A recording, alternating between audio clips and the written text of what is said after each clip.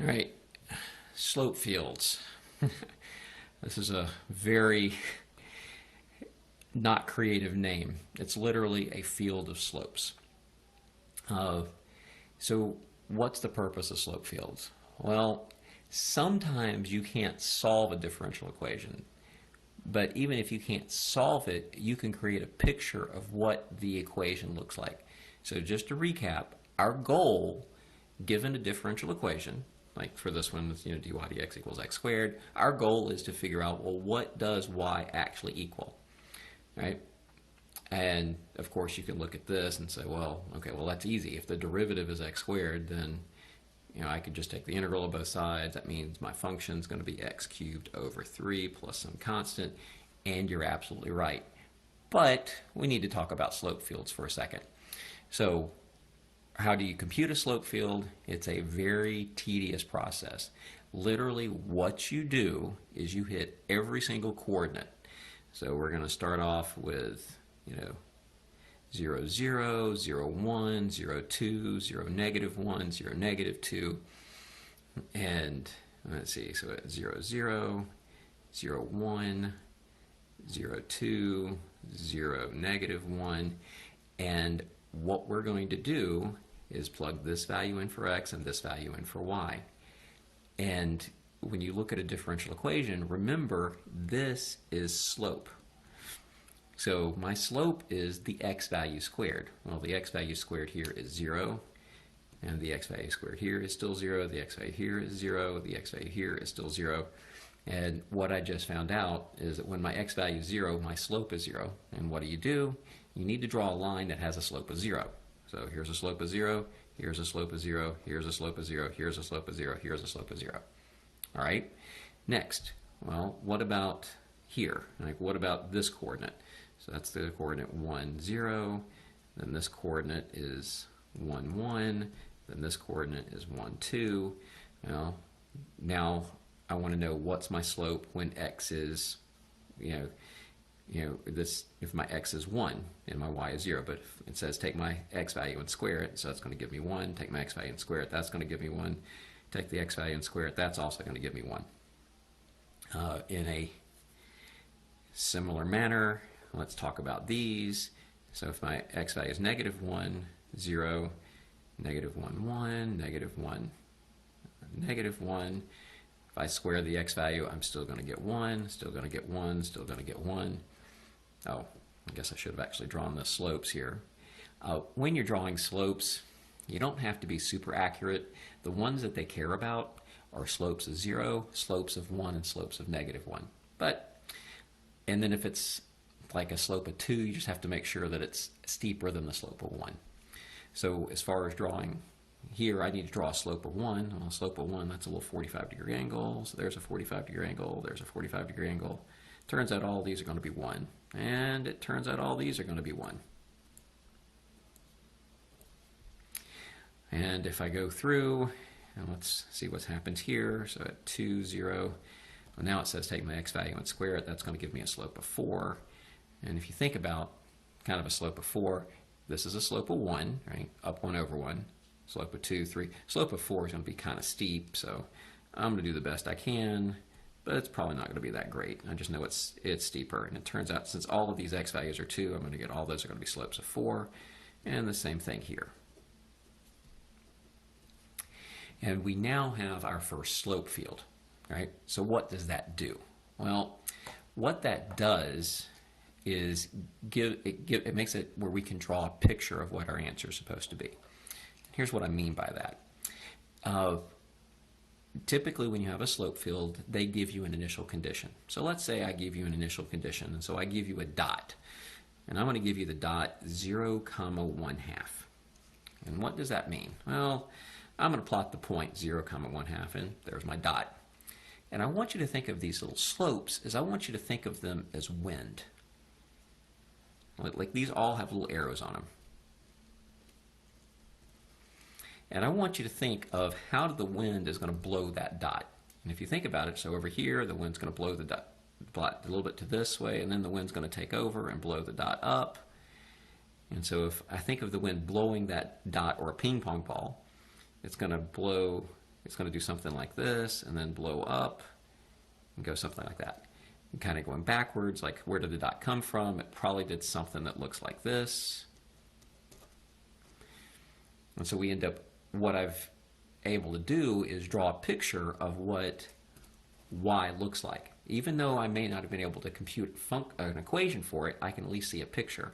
And that looks like an x cubed graph, which is what we said it was going to be. All right. Oh, if you're curious, there's a more, computer generates a better slope field than I can. All right. But now let's look at a differential equation where you really need a slope field to figure out what the picture looks like.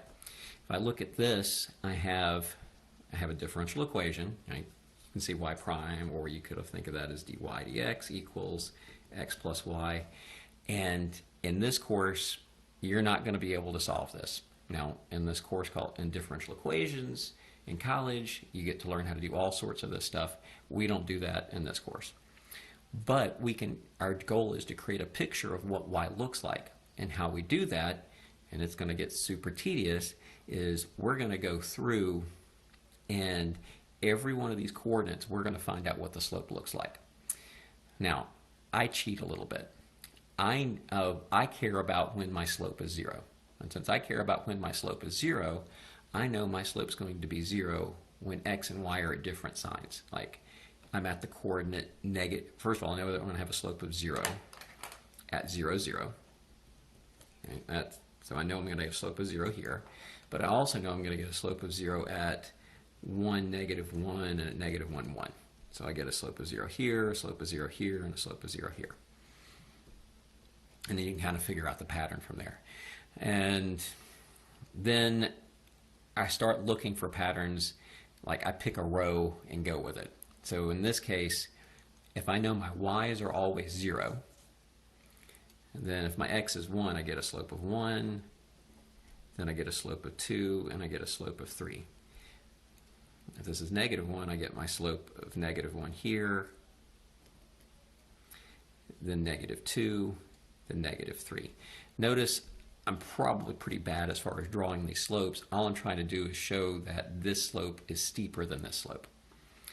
And to save a little bit of time, I'm going to go ahead and say that's a slope of negative 1, that's a slope of negative 1. This has got an interesting little pattern I want to make sure we talk about. So this is going to be negative 2, negative 3, negative 4. This is going to be negative 2, negative 3, negative 4. That's negative 5. That's going to be hard. There's going to be a negative 2. And then this gives me a slope of 1. This is going to give me a slope of 1. Then 2, then 3, then 4, then 1, then 2, then 3, then 4, then 5. Why did I want to talk about this? Well, I'm actually kind of interested in, we now have this initial condition. And when we were solving an equation, solving a differential equation, when you were given an initial condition, that helped you figure out what the C is. When they give you an initial condition with a slope field, that's going to tell you where you plot your ping pong ball. So this tells me I'm going to plot my ping pong ball at 0, 1, and I need to figure out what happens. Well, as I go to the right, we can kind of see the wind's blowing it up, so it's going to look something like this. But let's talk about what happens as we go to the left. As we go to the left, I see all these flat spots, so that tells me it's going to level off somewhere, right? Remember, this is interesting. This little line, believe it or not, anytime when you get a slope field with all these lines, it looks like they could almost be connected, that actually acts as an asymptote. So what ends up happening is when I graph this, it's going to look like that.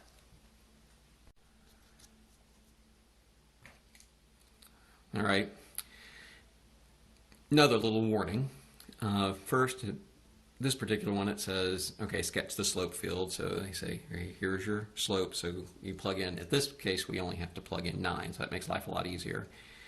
At the coordinate 0, 0, when I plug 0, 0 in, I get a slope of negative 1. So that's easy to draw.